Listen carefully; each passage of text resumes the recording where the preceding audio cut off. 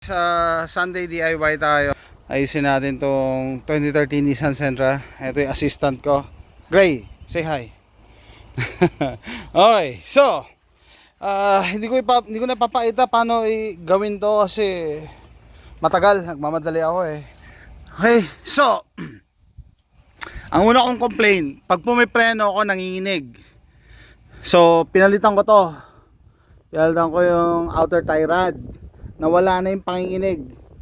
Okay, pero mayroon pa rin ako naririnig na clank, clank, clank, clank. Lalo na pag nalulubak, syempre. Or sudden movements. Sabi ko, ano pa ba pwedeng masira dito? Ito, pinalitan ko rin to. Stabilizer bar. No? Bago din yan. So, yung luma, ano rin, sira na rin. So, sabi ko, ba't meron pa rin clank, clank? And, last straw, pag uwi ko kahapon, ito sabi ko po siya, nangyayari sa gulong ko, pudpud left and right. So kung alignment yan, isang side lang sana, no? Mali. Ibig sabihin mali yung alignment ko, isang side lang sana ang pudpud. Either ito lang o ito. Sabi ko, ba't na pudpud? Pag magkabila, paano nangyayari yun? Yung gitna hindi pudpud. So ibig sabihin gumagalaw talaga siya ng hindi pantay sa kalsada. And eto na siguro yung suspecha ko. Sabi ko, eto na yan, lower control arm. Meron pa nga eh, meron dyan eto, papalitan ito. Nalimutan ko na yung tawag dito. Outer lower ball joint. Ito yung lower ball joint. Sira na yung lower ball joint niya, oh. Kaya pala sira yung lower ball joint. So pwedeng palitan ko yung lower ball joint. Ito lang. Kasi sabi ko, paano yan? Parang kita ko sira na itong nito, bushing nito. No? Parang punit na yung bushing. Sabi ko, might as well palitan na yung buong lower control arm. So ito yung bago. Tama ba? Ay, hindi. Pang to? Pang left side to. Pang left side. Andun yung isa. Anyway. Yan, ito at least solid pa yung rubber. Yun ang napupunit yung rubber eh. Kasi ito ang dahilan. So anong sign? Ito pala yung pang driver side na dito. Natin. Yan. Ano dapat? Ito ang kaparehas niya. Yan. Parehas. Okay. Anong sign na sira ang lower control arm nyo? So ang nasisira lang naman dito itong lower ball joint at saka yung bushing niya dito, no? Pwede sa Pilipinas kayang palitan yung rubber bushing eh. Kahit palitan dito palit na lang buo, no? Etong bakal na to hindi naman yan sira eh. So usually ito papalitan mo at saka yun. Pero kailangan mo ng device para i-press to papasok. Kaya mas maganda dito sa Amerika, palitan mo na lang ng buo. Ayun na, naka-press na siya. Naka-press na.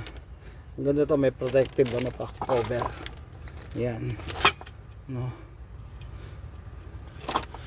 Para maiwasan yung mangyari ganito.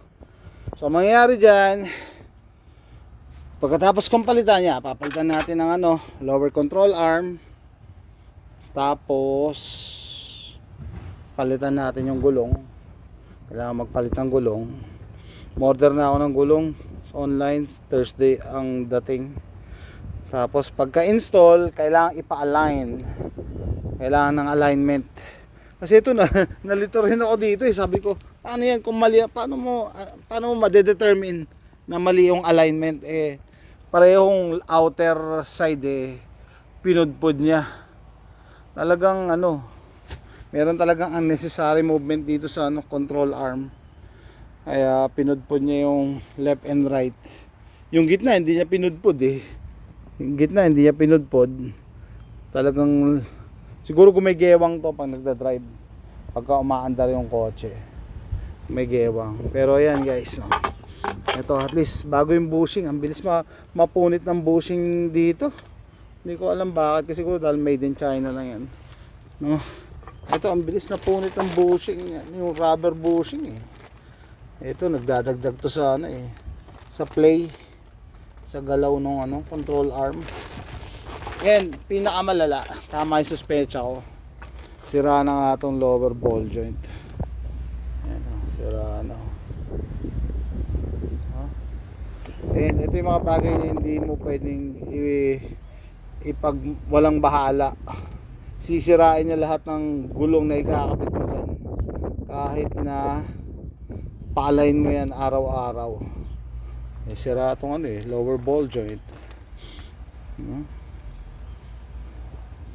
Ayan guys, so sa paggawa nito, tatanggalin mo lang naman yung dalawang bolt, ay tatlong bolts, isa dito, at isa dito, yung nakaklamp dito. Yan dito. Yan. Tatlong tornilyo lang naman yan. With the proper tools, kayang-kaya. And patience. No? Kaya hindi ka nagmamadali. Siyempre, safety first.